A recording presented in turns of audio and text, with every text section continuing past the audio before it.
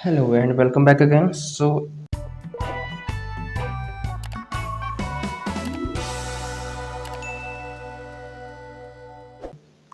आज की वीडियो में हम लोग कंटिन्यू करेंगे EOQ को, यानी कि इन्वेंट्री जो मैनेजमेंट हमने प्रीवियस वीडियो में स्टार्ट किया था। ठीक है, so in this video we are going to continue that particular topic.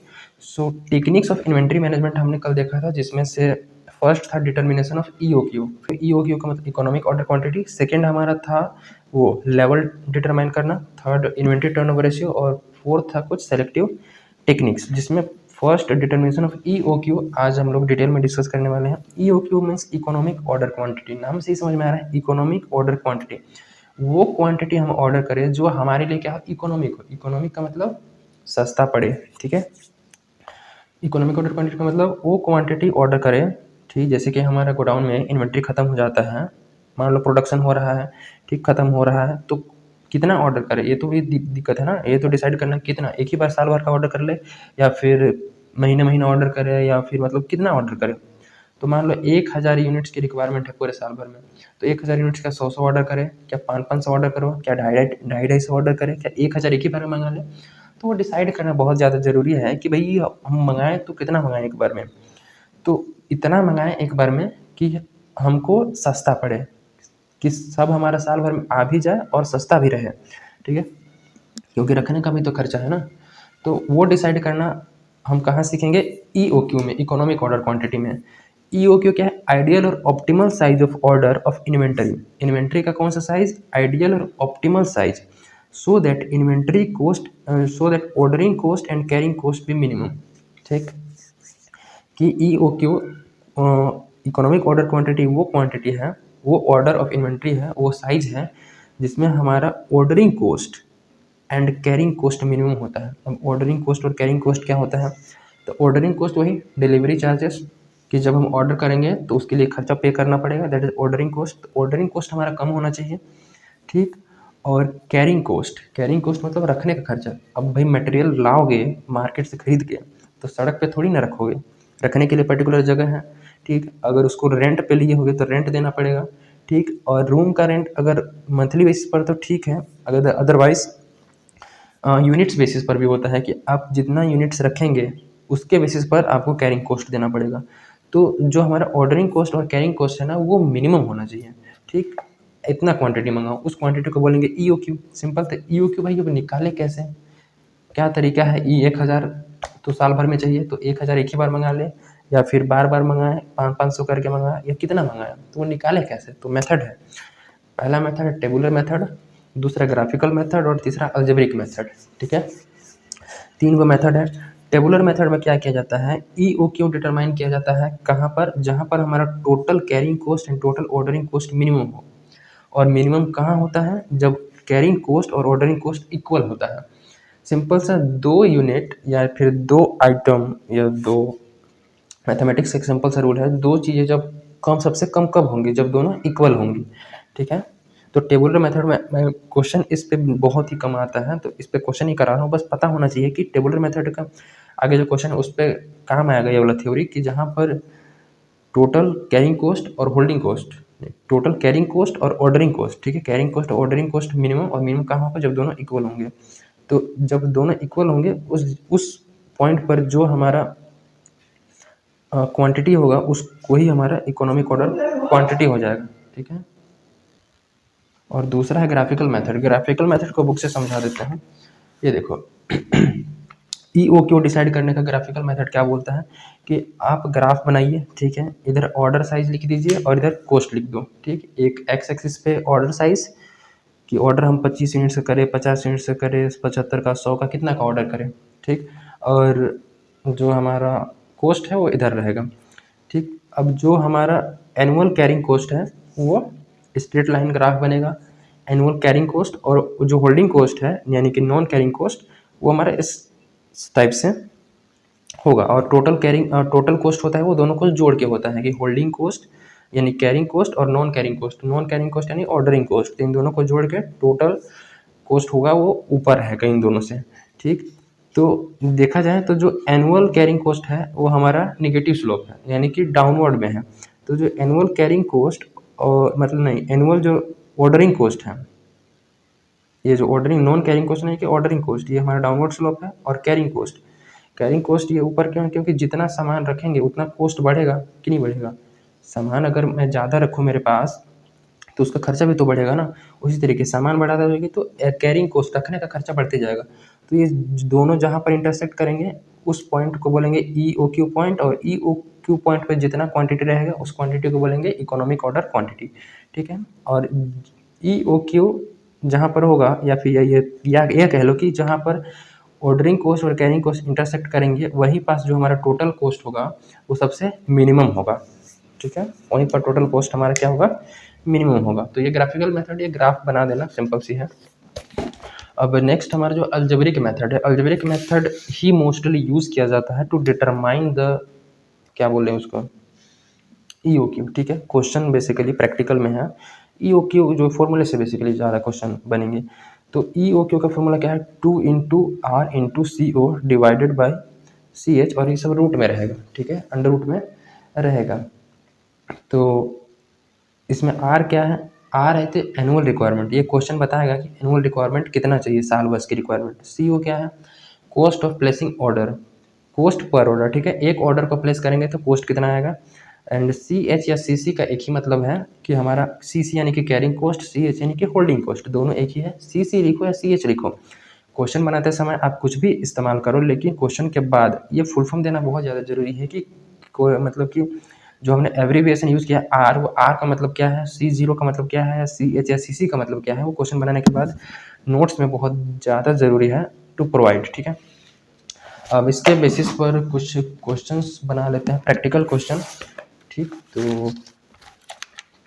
देखो प्रैक्टिकल क्वेश्चन बनाते हैं। एक सिंपल सा क्वेश्चन से समझते हैं कि आखिर निकाला कैसे जाता है। ये देखो, जो क्वेश्चन नंबर 1 है वो क्या बोल रहे हैं कि what is economic order quantity. Economic order quantity क्या होगा, कैलकुलेट करना है EOQ। ठीक है, पूछा है what is economic order quantity. तो इकोनॉमिक ऑर्डर क्वांटिटी हमें ऑलरेडी पता है कि वो क्वांटिटी जहाँ पे ऑर्डरिंग कॉस्ट और कैरिंग कॉस्ट क्या होता है, मिनिमम होता है। ठीक है, और EOQ निकालना है तो EOQ क्वांटिटी दिया है 600 unit, 600 unit it is what this is annual requirement. And ordering cost 12 रुपये पर ऑर्डर, कैरिंग कॉस्ट 20%, और प्राइस पर यूनिट 20 रुपये। तो हमेशा ध्यान रखना, जो कैरिंग कॉस्ट अगर परसेंटेज में दिया है, हम कैरिंग कॉस्ट अगर परसेंटेज में दिया है तो वो हमेशा परचेस प्राइस का लेना है। ठीक है, परचेस प्राइस का लेना है पर यूनिट का। ठीक, तो इस क्वेश्चन को बहुत सिंपल सा है। देखो, एक नॉर्मल क्वेश्चन से स्टार्ट करते हैं। तो सबसे पहले लिखते हैं हम क्वेश्चन नंबर 1 का सॉल्यूशन, जिसमें EOQ निकालना है। तो फॉर्मूला क्या है EOQ का? 2 × R × C0 divided by CC। ठीक है, जिसमें R क्या है, एनुअल रिक्वायरमेंट, और C0 क्या है, कॉस्ट ऑफ प्लेसिंग ऑर्डर, और CC कैरिंग कॉस्ट है। ठीक, जो कि क्वेश्चन में सब कुछ दिया हुआ है। R एनुअल रिक्वायरमेंट दिया हुआ है 600 यूनिट्स, और C0 यानी कि कॉस्ट ऑफ प्लेसिंग ऑर्डर दिया है 12 रुपये। ठीक है, और CC यानी कि कैरिंग कॉस्ट या फिर होल्डिंग कॉस्ट बोल लो, ठीक, वो दिया है 20%। 20% किसका लेना है? परचेस प्राइस का, प्राइस पर यूनिट का। तो प्राइस पर यूनिट है 20 रुपये, तो 20 रुपये का 20% आ जाएगा ₹4। ठीक, अब सिंपल सा फॉर्मूले में पुट करते हैं, EOQ फॉर्मूले में पुट करते हैं। तो 2 × R 600, और ये हमारा C0 12 डिवाइडेड बाई C 4 आ गया है। तो इसको मैं करूं तो कैलकुलेटर में पुट करते हैं, 2 × 600 × 12। तो ये देखो 2 इंटू, फिर से करते हैं, 2 × 600 × 12। तो ये इक्वल टू में 14,400। तो 14,400 डिवाइड बाय 4। ठीक है, तो अंडर रूट में 14,400 है, इसको डिवाइड कर लेंगे 4 से, डिवाइडेड बाई 4, तो ये आ जाएगा 3600। तो ये 3600, और 3600 आ चुका है। अब सिंपल कुछ नहीं करना है, रूट दबा देना है। ये देखो यहाँ पर जो है वो रूट है, ये जो बटन दिख रहा है ये रूट का है। सिंपल से कुछ नहीं करना है, इसको रूट वाले पे दबा देना है। तो जो आंसर आया 60, तो 60 यूनिट्स। देखो R एनुअल रिक्वायरमेंट 600 था, इकोनॉमिक ऑर्डर क्वांटिटी कितना है 60 यूनिट, ठीक।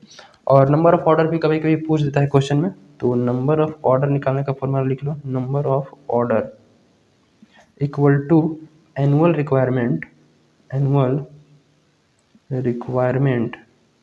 डिवाइडेड बाय EOQ, कि भाई साल भर की रिक्वायरमेंट कितना है 600 और EOQ 60 यूनिट्स, मतलब कहने का मतलब 60 यूनिट्स का मतलब है कि हम अगर 60 यूनिट करके मंगाएंगे तो हमको सस्ता पड़ेगा, ठीक। 60 यूनिट करके मंगाएंगे तो हमको सस्ता पड़ेगा, तो सस्ता पड़ेगा जितना उतना ही एक बार में मंगाएंगे, तो एक बार में मंगा रहे हैं 60 यूनिट और टोटल मंगाना है 600, तो 10 ऑर्डर करना पड़ेगा कि नहीं करना पड़ेगा, सिंपल 10 ऑर्डर करेंगे तो 600 हमारा साल भर की रिक्वायरमेंट है और फुलफिल हो जाएगी, और एक बार में 60 मंगा रहे हैं, तो इस टाइप से नॉर्मल क्वेश्चन बनती है, ठीक। और इसमें ज़्यादा कुछ हार्ड क्वेश्चन नहीं है। अगली वीडियो में हम लोग EOQ से रिलेटेड टफ क्वेश्चन डिस्कस करेंगे, पूरा न्यूमेरिकल बेस्ड रहेगा नेक्स्ट वीडियो, ठीक। इससे रिलेटेड और एक क्वेश्चन करा दे रहे हैं प्रैक्टिकल में, तो प्रैक्टिकल में क्वेश्चन नंबर 5, ये देखो क्वेश्चन नंबर 5 क्या बोल रहा है, तो क्वेश्चन नंबर 5 बोल रहा है कि the manufacturer buy certain equipments from outside suppliers ₹30 per unit, कि एक मैन्युफैक्चरर है वो इक्विपमेंट मंगाया है बाहर के सप्लायर से जिसका एक इक्विपमेंट का ₹30 प्राइस है, ठीक है। Annual needs 800 units, annual requirement मिल गया 800 यूनिट्स। उसके बाद फॉलोइंग डेटा अवेलेबल है कि एनुअल रिटर्न ऑन इन्वेस्टमेंट 10%, इसके बाद rent insurance tax per unit per year ₹1 and cost of placing order ₹100। ये देखो C0 मिल गया, cost of placing order 100, determine EOQ economic order quantity. इसमें हमें दो चीज़ें मिल गई हैं, R एनुअल रिक्वायरमेंट और C0 cost of placing order, लेकिन कैरिंग कॉस्ट नहीं मिला है, तो कैरिंग कॉस्ट निकालना कैसे है, जो एनुअल रिटर्न है ना ये हमारा C है, कैरिंग कॉस्ट कैसे 10% लेना है 30 का, 10% लेना है 30 का परचेस प्राइस पर यूनिट का 30 का, और प्लस में ये जो रेंट इंश्योरेंस टैक्स वगैरह है ये सबको जोड़ देना है, ठीक। तो उससे हमको निकल के आ जाएगा कैरिंग कॉस्ट या फिर होल्डिंग कॉस्ट कह लो, ठीक है। तो क्वेश्चन नंबर 5 को देखो सॉल्यूशन करते हैं, जिसमें EOQ का फॉर्मूला पहले EOQ equal to 2 into R into C0 divided by CH, और हाँ क्वेश्चन बनाने के बाद ना नीचे नोट्स में दे देना कि R का मतलब क्या है, C0 का, और CC का मतलब क्या है, ठीक है। तो क्वेश्चन नंबर 5 में R है 800 units and C0 cost of placing order बोला है ₹100, ठीक है, ₹100, और हमें CC निकालना है या फिर CH बोल लो, CH लिखते हैं फॉर्मूले में, CH लिख देते हो तो CH कॉस्ट ऑफ होल्डिंग, ठीक, यानी कैरिंग कॉस्ट सिंपल बोल लो। तो 10% ऑफ ₹30 हमारा था प्राइस पर यूनिट, प्लस कर देंगे ₹1 रेंट रेट्स टैक्स वगैरह था, तो ₹3 हो जाएगा, +1 इक्वल टू ₹4, ठीक, ये हो गया। और इसी को हम लोग अब फॉर्मूले में पुट करते हैं, EOQ equal to √2 into R कितना है 800 इंटू C0, ठीक, 100 डिवाइडेड बाई 4, तो √2 कितना हो जाएगा 2 इंटू 800 इंटू 100 ना, तो 2 इंटू 800 इंटू 100, तो ये 1,60,000, ठीक है।